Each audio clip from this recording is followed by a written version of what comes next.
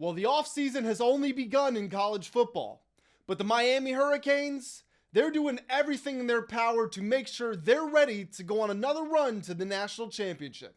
What's going on, everybody? Welcome back to ACC Uprising. My name is Grant Mitchell, and we got a fun one today. We're here to talk about some major victories off the field for Miami, plus an update on the Darian Mensah legal battle as the Canes look to get the Duke quarterback to transfer down to South Beach.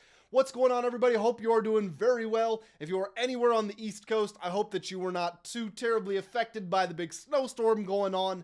Our apologies here at the channel for being absent the last few days. A combination of the snowstorm, me working in the sports world and being very tied up with Super Bowl stuff, and also just a little bit of sickness. I don't know if you can hear my voice still, but something, sore throat a little bit, getting over it. But all those things together slowed us down the last few days, but we're back and we're coming back with a vengeance. So guys, if you are new around here, at ACC Uprising, we are committed to covering every single team across the entire Atlantic Coast Conference. Obviously, this video is about Miami, and we have had a lot of videos about Miami because they're a big school, and they were in the national championship game, and they've got a lot going on. But if you do hit that subscribe button, then you never know, your team might just be next. So do subscribe, join the community, like the video if you enjoy this and you enjoy the content that is coming to the channel. And as always, go to the comment section below and leave us your thoughts on everything that we get into in this video.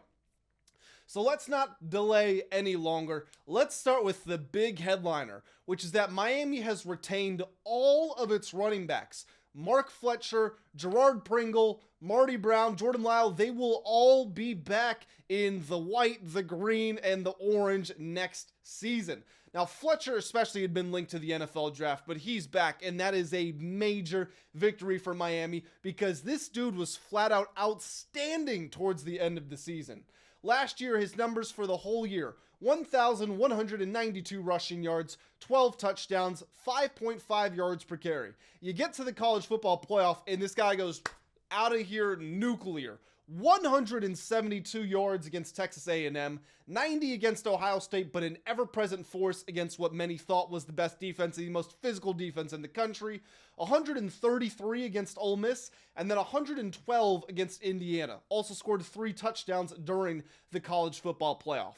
Now, interestingly, and I'm sure most of you know this, but Fletcher was actually supposed to be the backup. Jordan Lyle began the year as the starter, but he got hurt during that Notre Dame game. Lyle is a rising junior, which is a theme that you are going to notice, and I will circle back to in just a moment. But he's a rising junior who had 54 carries for 400 yards and 4 touchdowns as a freshman this season, which was limited by injury, like I mentioned, 35 carries for 108 yards and a touchdown. Now you move over to Brown, who is also a rising junior. He had 122 carries for 474 yards and 7 touchdowns this season. And then Pringle, a rising sophomore, had 62 carries on more than 6 yards per carry, going for 375 yards and 4 touchdowns. So Miami only has one running back commitment in the class of 2026. His name is Javian Mallory. He's a 3-star. But they don't really need him or anyone else. And no disrespect to Mr. Mallory. I'm not saying that he's not a good football player. What I'm saying is when you run up and down the list, you have Fletcher, who could have gone to the NFL, but no, he's coming back as a senior. And then you've got a rising junior, and then you've got a rising junior, and then you've got a rising sophomore. The best football programs in America, and we can get caught up in never being too far away from contention because you can always go to the transfer portal and honestly just buy whatever positions that you need. But if we want to talk about long-term sustainability and keeping the components of your culture, your fabric, it's like a domino. You've got the seniors tipping over to the juniors, tipping over to the sophomores, tipping over to the freshmen. And Miami is doing a great job of just keeping that whole process going. Fletcher, the senior, the pair of juniors, the sophomore, the incoming freshman. You just keep cycling over and over and over again. And that leads you to that phrase, you never rebuild, you just reload. And that's what Miami's doing, except they didn't have to go anywhere because they're already so good and so young that all they had to do was retain their guys, and that was a win for them. That's another huge part of the transfer portal, which most of the college football landscape has caught on to. But early on, people were so busy, or they're so worried and busy with recruiting other kids from other schools, they forgot they had to recruit their own guys. And Miami has done a very successful job of doing that, keeping these 4 players around. This is a very deep group, and it's going to supplement Miami's strength on the offensive line by giving them guys who are always fresh and not taking tons of hits to run behind those big blockers. If you have Fletcher out there, and then it's Lyle for a couple, and then you just keep cycling and rotating. Whoever's got the hot hand, they can be the guy on the field. You're going to have your players healthier longer in the season. At least that's what you're hoping for. And heck, if your starter goes down, like Lyle did last season, well, here comes Mark Fletcher, who was playing like the best running back in college football by the end of the season. So again, just huge, huge, huge win for Miami. Now, as far as who the lead back is going to be next season, it is hard to say. You know, we're going to go through camp and everything, and things are going to change, and God willing, everybody gets by scot-free as far as injuries, but it's hard not to say Fletcher's going to be the guy, even though Lyle was expected to be the starter. I mean, you look at Fletcher. He comes back, he's all of 6'2", 225 pounds. He was pretty excellent, and he stepped up the most when his team needed him against the best competition, which really tells you a lot about a player. Now, what made him so special was he looks like this big dude who's just going to kind of slam it between the tackles and get you 3, 4, 5 yards, grind it out, and try to win on a down-to-down basis. That's really, he did do that, don't get me wrong, but he also had this impressive ability to get to the outside, and once he had open field, he was able to break away from defenders a lot of the time.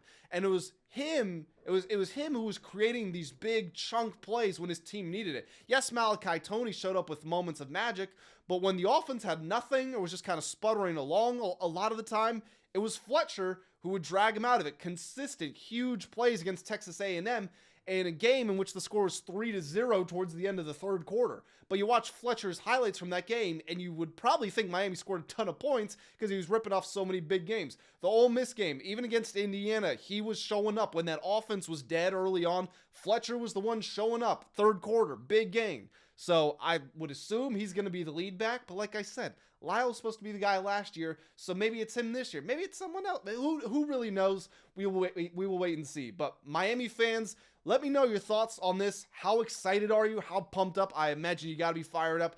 Do you think Fletcher is going to be a star next season? Whatever you got, throw it down in the comment section below. Before we get out of here, we do have, obviously, the big topic to talk about, Darian Mensah. And everybody's just kind of posturing and waiting to see what's going to happen next. We all know the ongoing saga, right? Miami they want a big name quarterback, so they have some interest in Ty Simpson, but he ends up going to the NFL, or he's going to the NFL. They have some interest in Sam Levitt, and that doesn't work out, and they're kind of scrambling for a guy at the end, and then they finally settle on, okay, Darian Mensah is going to be the guy. Mensah enters the portal, and then Duke basically says, you can't go anywhere, or you can try if you want to, but we hold your NIL rights. And then they were actually granted a temporary restraining order that said that he can't transfer anywhere, he can't enroll anywhere, he can't play football there, and he can't give his NIL rights to anybody.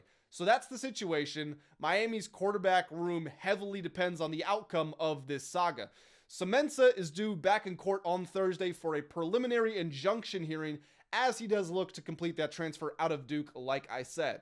The court in North Carolina where this is happening did grant the temporary restraining order that I talked about. Mensah would be leaving behind a 2-year, $8 million deal if he were to leave Duke, and if the court does allow him to do so, which is a wild thing to say. Yet again, you never know what's around the corner in the modern era of college football. Mensah is the number 18 overall player and the number 6 quarterback in the portal, according to 247. And as we all know, he was the quarterback of a Duke team that won the ACC conference title over the University of Virginia. So as we go through this, I would assume we're going to have some more updates, certainly after that Thursday deadline, maybe as we approach it as well. I will be sure to be covering them here on the channel, along with all the other major news around the ACC. So guys, if you enjoyed this video, make sure that you do hit the like button. Again, subscribe if you are new around here. And Miami fans or fans of college football in general, throw down whatever thoughts you have down in the comment section below. I'll be reading and responding to as many that I possibly can. But for now, that's going to do it. Appreciate y'all rocking out here at ACC Uprising, and I'll catch you in the next one.